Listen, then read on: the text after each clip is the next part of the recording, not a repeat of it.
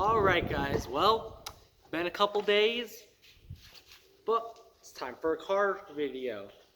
We're gonna learn some stuff today. This is probably gonna be the last part of like the basic engine stuff, and then we'll move into something besides engines for a few days maybe. I don't know. Is that cool? There's other stuff besides engines, so let's hop in. No whiteboards. Alright, so today, I've been talking a lot about the crankshaft recently. One second, let me get a marker. Let me get a paper towel.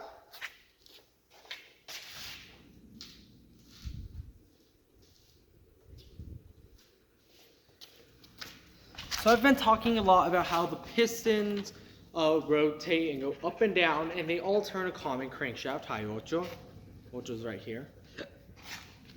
But you may be wondering, what the heck is this crankshaft thing?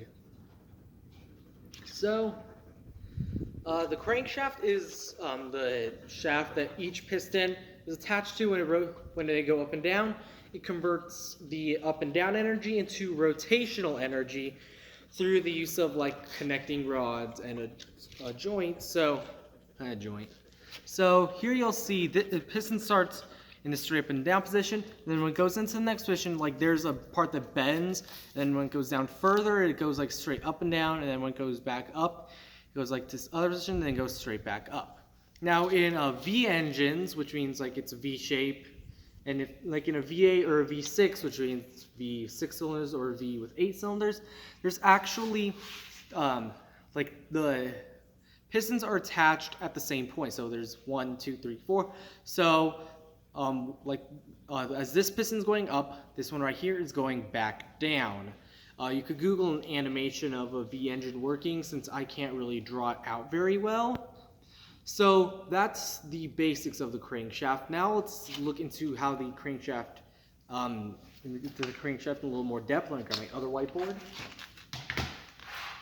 So if you're looking at the crankshaft from the front, this is actually what it looks like. It's not just a single round thing. It is this weird shape right here, and that's because as the crankshaft is spinning and the pistons are going up and down, it creates forces, just because of Newton's law.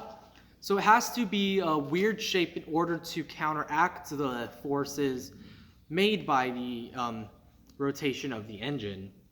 So if you look at it from the side, and you also see that it's not exactly straight up and down. It's kind of staggered. And this is because the pistons don't all do the same thing at the same time.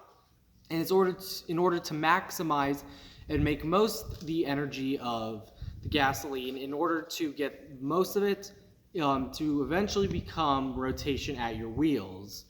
So if you look, this is an inline 4 engine, which means it's inline and there's 4 cylinders. The 2 on the outside, or the front and the back one, start out lowest, and the 2 middle start out the highest.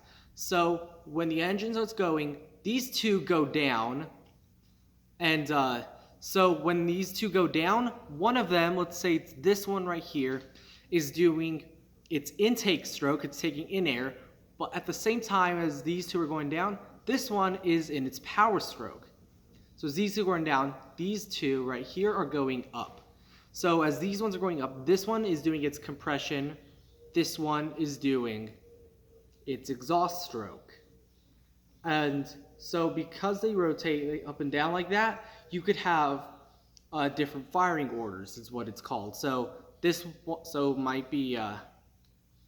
one fires first, second, third, fourth, or first, second, third, fourth. It's always one of the outside ones firing first, and one of the inside ones firing last. And this helps keep the engine balanced. So this crankshaft, it's connected to the transmission and the drive shaft and the other components that eventually get the power to the wheels, but it also is connected to other stuff. Most notably the alternator, and the timing belt, and I'll explain those real quick also. So the timing belt, it's this thing right here, is what the crankshaft rotates and in turn spins. also. So the crankshaft is at the bottom of the engine, and the timing belt is connected to what is called the camshaft at the top of the engine. So if you see right here, this is what the camshaft looks like from the front. So this is just one single cam lobe. Now, in an engine, there's many different cam lobes that are at different positions. So they're all the same size, but one's angled like right here maybe, one's angled a little more up here. And what these do is they help open the valves that we talked about in like part 1 and 2 of this. So you remember the valves, how they open to let air and gasoline in, and then a different one opens to let the exhaust gases out. So if you see here, this camshaft is rotating like this, and as it rotates around, it pushes what's called a rocker arm down, which pushes down on the valve, which allows it to open. So, and then if this valve opens, it rotates back, and this spring right here springs back up and makes the valve close. So you could actually shape your cams differently. So if you have a longer cam than this, it's referred to as having a bigger cam, which means your valve will open more, which means you can get more air and fuel in there.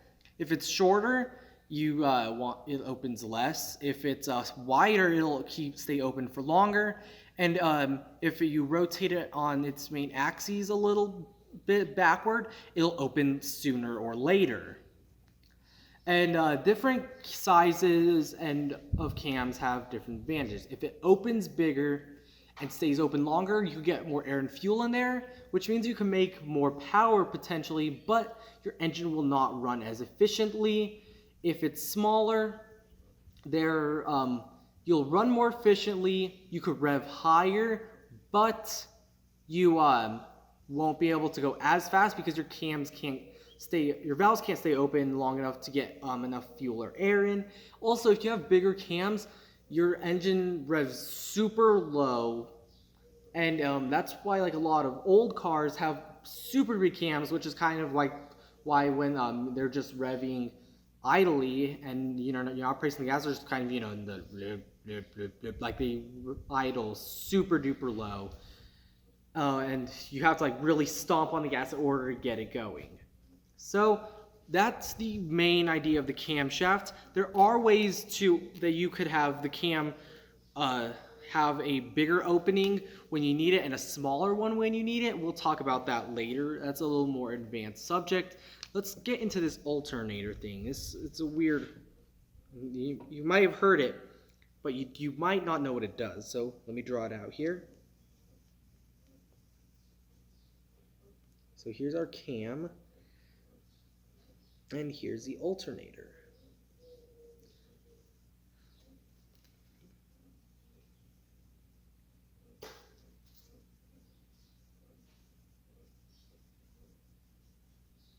So here's the cam, and this here is the alternator. So as this camshaft's spinning, it's spinning another belt besides the timing belt that turns your alternator. Your alternator is an electric generator. Oh, it's my kitty cat. So the electric generator actually generates, well, electricity to run the different stuff in your car.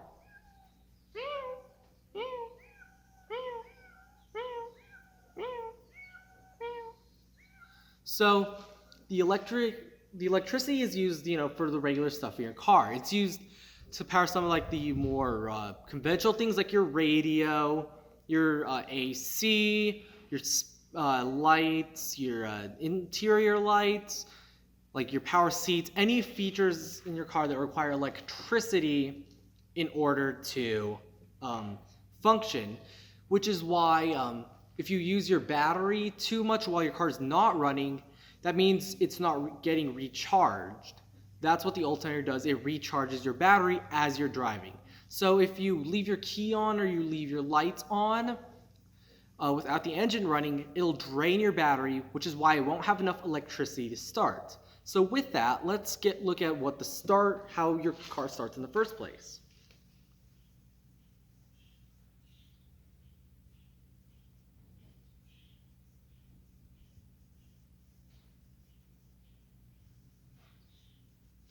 So let's pretend here that this is a small electric motor attached to the crankshaft. So this is the starter motor, or just the starter, and it's also connected to the battery.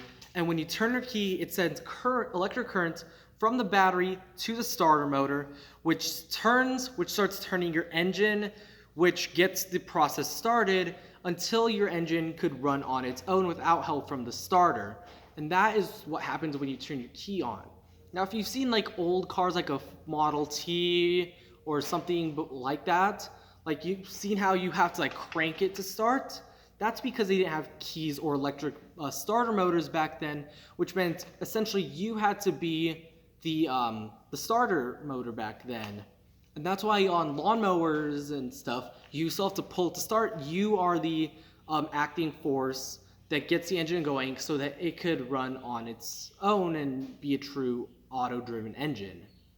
So that is our lesson for today. And if you need anything else, if you want any more clarification on anything, wait, one more thing, heat.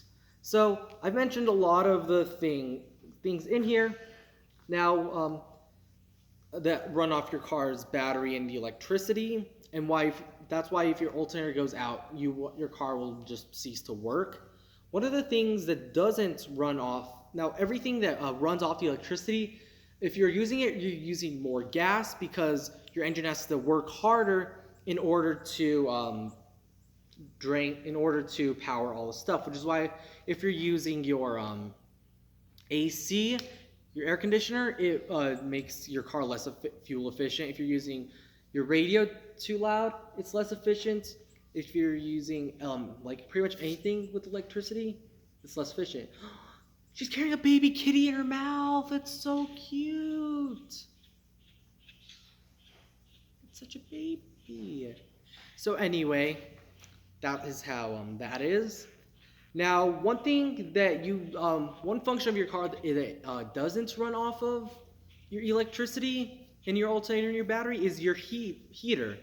That is actually a product of your vehicle's inefficiency. So if you're using your heat, it's actually taking heat that is normally just in your engine that's caused by the combustion process.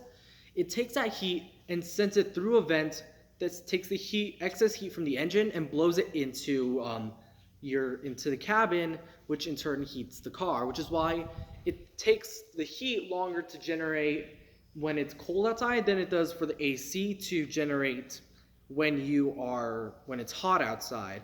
Because if you first start it, there's not a lot of heat in the engine, which means it has to wait for heat to build up in order for it to go. So that is like just the main part of the basic functions of a car. Now, if there's anything you want clarified, ask me in the group chat. So, thanks for listening. I'm gonna go pet my kitties now.